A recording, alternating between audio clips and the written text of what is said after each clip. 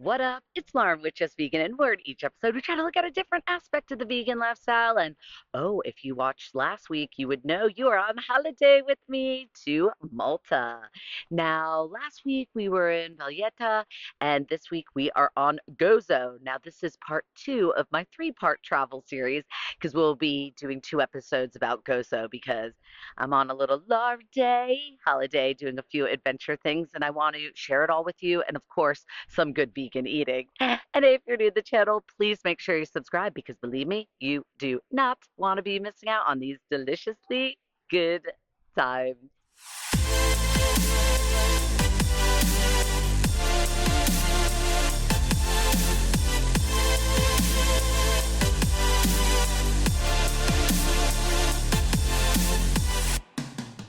Oh, yes, we are in Gozo on my Lar Day.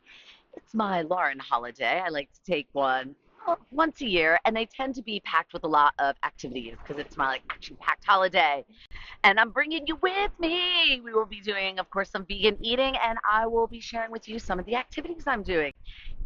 As you know, this is part two of my three-part series, and in this one, we will be chatting about, we'll be talking about some of the rock climbing that I'm doing, and just a few maybe places to visit while you're here. Now, I will say for a lot of them, I will be writing the names just because the Maltese language is a mixture between like Arabic and the Italian language, and I know I would not be doing it justice trying to pronounce. So there you go. All right, one place you have to go are the salt pans. They are simply stunning.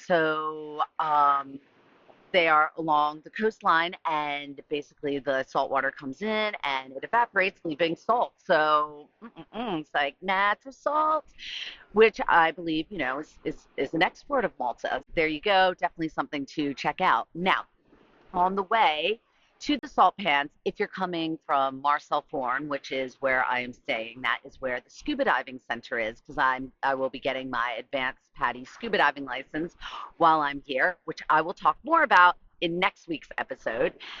But if you are staying in Marsalforn, you go to the salt pans, and a little bit past them is this wonderful area, which is this beautiful gorge. So seawater comes in to the gorge.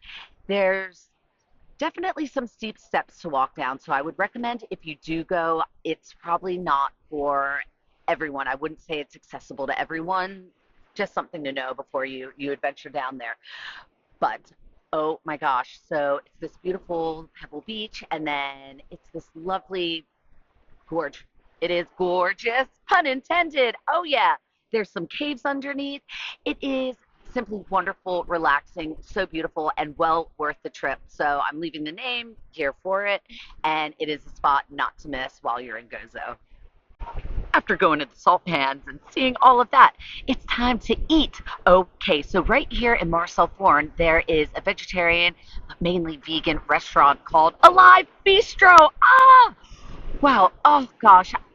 It's a block or two away from the beach, well, what you're seeing behind me from the sea, and they do different wraps, burgers, salads. It is all so nice, fresh, very healthy. They have raw cakes, delicious cakes. And anyway, I went there. I had their chicken wrap. Oh my gosh, really, really good, and also just packed with a lot of like wonderful vegetables. There was vegan mayo in it, simply delicious.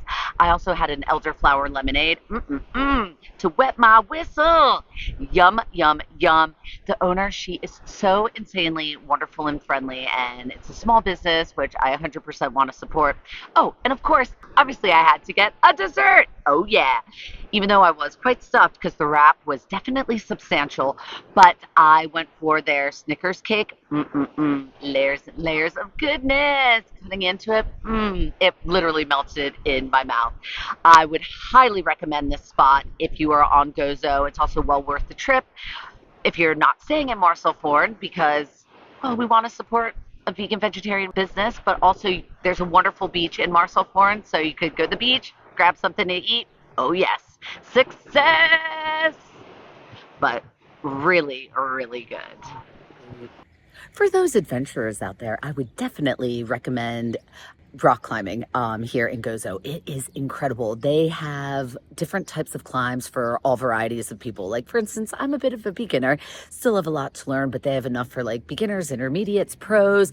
It truly is stunning. The wall that I was at had 176 different climbs you could do, but I know around the island there's about 11 climbing sites with numerous climbs to do on each. So I would highly recommend, please book through Gozo Adventures, and you'll get Didi. Didi was, well, I mean, he is a pro and was just so much fun. I'm not gonna lie, this is my second time climbing outside, and I was a little bit nervous because my first one, I don't know, there was just like a lot of fear that I had, but he really helped me overcome it. I left feeling so wonderful and confident and ready for more outdoor climbing. I need to do some practice with the bouldering indoors, but definitely we'll be doing some more outdoor climbing, and Gozo is truly the place to do it. Please come and climb Gozo. Do, do, do, do, do, do. A little bit of a holiday tip. A holiday tip. Oh, yeah, we love those. I wanted to let you all know that getting around the island I found to be really simple, especially if you don't have a car. Obviously, if you have a car, really easy. I've also seen that they have ATV tours, so that looks interesting. But they use Bolt and Uber here, and I sometimes you go to an island and they really jack up the price. They do not do that here. I found it very affordable, so a great way to get around. And another little tip, they have some kiosks around that sell different foods, well, that sell food. And I would recommend carrying a few euros with you because some of these places only take euros. So if you need a little snacky poo in between your activities or whatnot, bring some cash. A little bit of a tip. A place you have to visit when you're on Gozo is Gigatia, which the Gigatia temples are the oldest freestanding temples in the world. These are older than Stonehenge and the pyramids, and they are 5,000 years old. And it's a UNESCO World Heritage Site. They have a museum here, so you could learn a little bit about them, and then you could walk through and see them. But this is definitely a must for history buffs or just anyone. Very, very cool. Everyone, thank you so much for watching part 2 of my 3-part travel series. And next week, we are still going to be in Gozo talking about my scuba diving fun, getting my PADI open water certification. I can't wait to see you all there. And as always, everyone, thank you so much for watching.